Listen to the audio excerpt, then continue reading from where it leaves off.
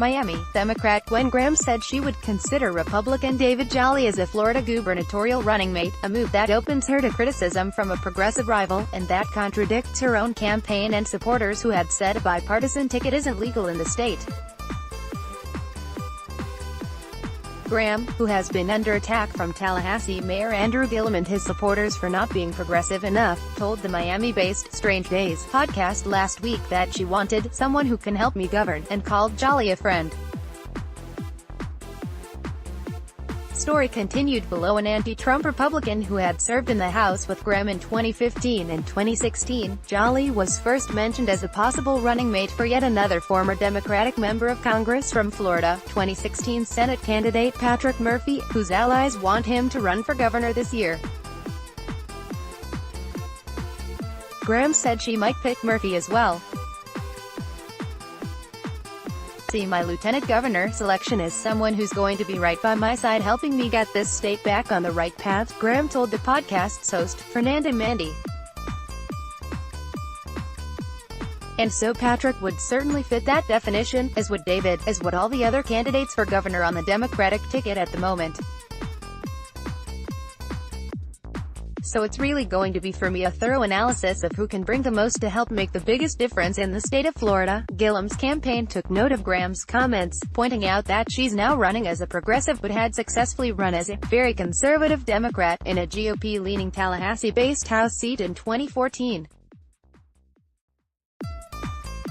"It's beyond frustrating that the self-described, very conservative, Gwen Graham is already considering splitting the ticket to run with a GOP, especially with an energized Democratic base ready to vote Republicans out," said one of Gillum's top liberal surrogates, Orlando Democratic State Rep.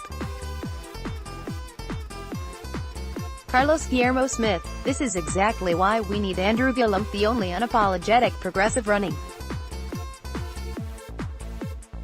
Democrats will win by authentically standing up for our values, not by becoming Republicans." Graham's comments come as an outside group supporting African-American candidates, the Collective Super PAC, announced it would spend as much as $782,000 on an ad campaign questioning Graham's progressive bona fides.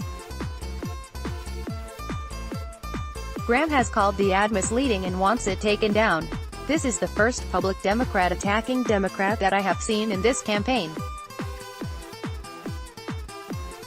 And it really does disappoint me.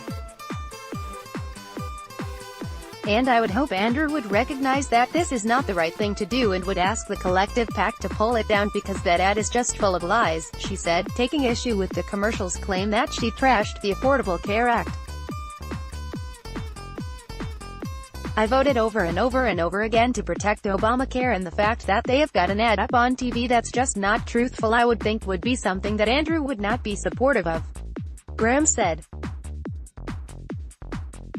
Among other points, the ad also criticizes Graham for having voted against Obama 52% of the time. Graham said she had a good, long-standing relationship with Obama.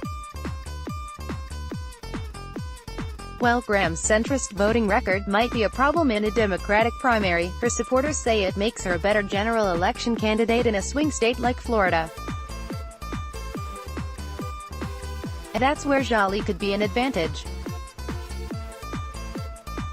Relatively well-known among Democratic political junkies because of his frequent appearances on MSNBC bashing President Donald Trump, Jolly's addition to a centrist ticket could even be a plus in a primary, according to a recent survey conducted by Murphy's pollster.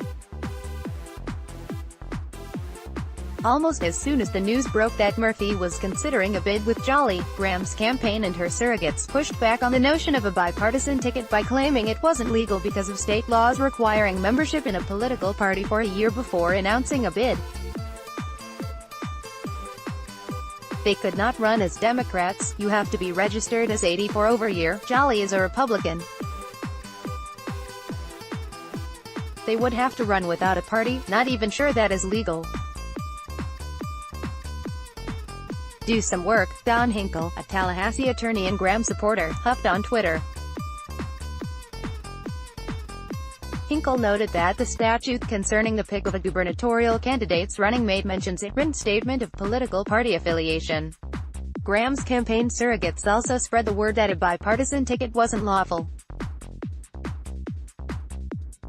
But Florida election law attorney Jason B. Blank, also a Democrat, said the law doesn't specify that a gubernatorial candidate and his or her running mate have to be members of the same party. A bipartisan ticket is not expressly forbidden by Florida law. Blank said, "I have found no prohibition in Florida statute, or in the Florida Constitution. And now that Graham has said Jolly could be a pick for her, she sees no prohibition either."